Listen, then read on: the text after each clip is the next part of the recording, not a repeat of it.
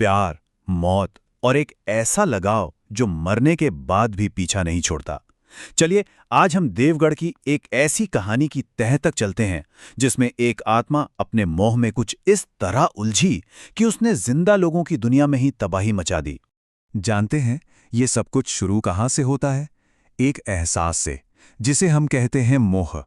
ये एक ऐसी चाहत है जो इतनी गहरी हो जाए कि मौत भी उसे मिटा ना सके। एक ऐसी ताकत जो आत्मा को यहीं हमारे बीच दो दुनियाओं के दरमियान हमेशा के लिए कैद कर ले। और यही वो ताकत थी जिसने संजना को कभी जाने ही नहीं दिया।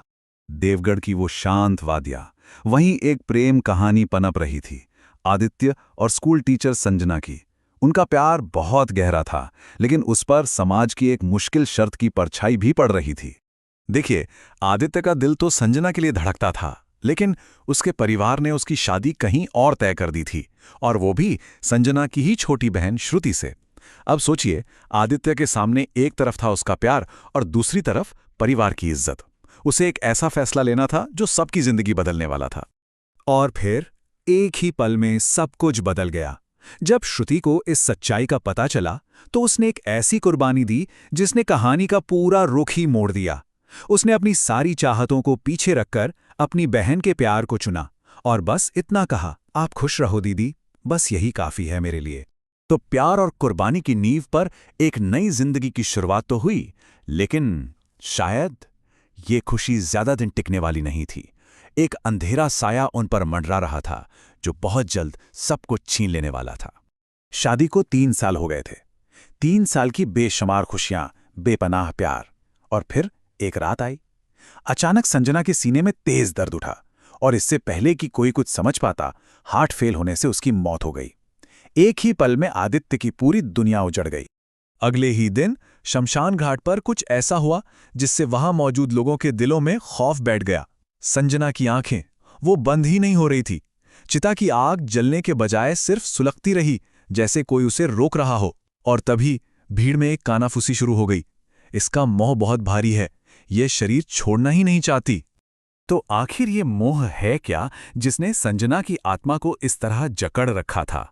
ये प्यार की वो हद है जो जुनून बन जाए, एक ऐसा सांसारिक बंधन जो इतना मजबूत हो कि वो आत्मा को परलोक जाने ही ना दे और उसे यहीं जिंदा लोगों की दुनिया में भटकने पर मजबूर कर दे। संजना का शरीर तो जा चुका था, लेकिन वो अब भी वहीं थी। उसकी मौजूदगी घर के हर कोने में महसूस होने लगी। पहले एक वहम की तरह, फिर एक एहसास बनकर, और फिर एक डरावनी हकीकत बनकर। उसी रात, जिस रात अंतिम संस्कार हुआ था, आदित्य ने उसे किचन में देखा, बिल्कुल वैसी ही, लाल साड़ी में, खुले बालों के साथ। जैसी ही वो पलटी, आदित्य की चीख निकल गई। वो संजना थी, उसकी मरी हुई पत्नी, और उस पल डर ने उसे पूरी तरह से जकड़ लिया। आदित्य को इस हाल में देखकर श्रुति उसकी देखभाल के लिए वापस घर आ गई।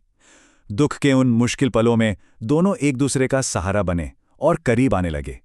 लेकिन वो ये नहीं जानते थे कि वो घर में अकेले नहीं थे। कोई था जो उन्हें हर पल देख रहा था। एक शाम आदित्य ने श्रुति को आवाज दी। जो चेहरा उसकी तरफ मुड़ा वो था तो श्रुति का, लेकिन वो आंखें, वो मुस्कान, वो देखने का अंदाज, वो सब कुछ संजना का था। उस एक पल में आदित्य की रूह कांप गई।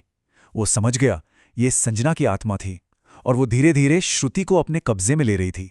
अब श्रुति के जरिए उस आत्मा ने अपनी मांगे रखनी शुरू की। पहले तो कुछ अजीब रस्में, जैसे 7 रातों तक किसी से छिपाकर एक दिया जलाना, फिर उस मंदिर से मूर्ति लाना जहां वो पहली बार मिले थे, और फिर आई आखिरी मांग, सबसे भयानक मांग, एक इंसान की बलि। तब आदित्य को एहसास हुआ, नहीं, ये संजना का प्यार नहीं था, ये एक जुनून था, एक पागलपन जो अब किसी की भी जान ले सकता था। ये मोहब्बत नहीं, बल्कि मौत का साया था जो उनके घर पर मंडरा रहा था। जब श्रुति और उसके पेट में पल रहे बच्चे की जान खतरे में पड़ गई, जब सब कुछ खोने का डर हकीकत बनने लगा, तब आदित्य ने वो रास्ता चुना जिससे वो हमेशा बचता आया था। वो मदद के लिए बाबा सुदर्शन नाथ के पास पहुंचा। बाबा ने उसे देखते ही चेतावनी दी, मोह में फंसी आत्मा सबसे खतरनाक होती है बेटा।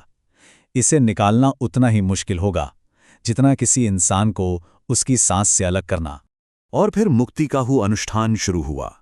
शमशान की राख, पीपल की टहनी और सबसे जरूरी संजना की चिता की मिट्टी।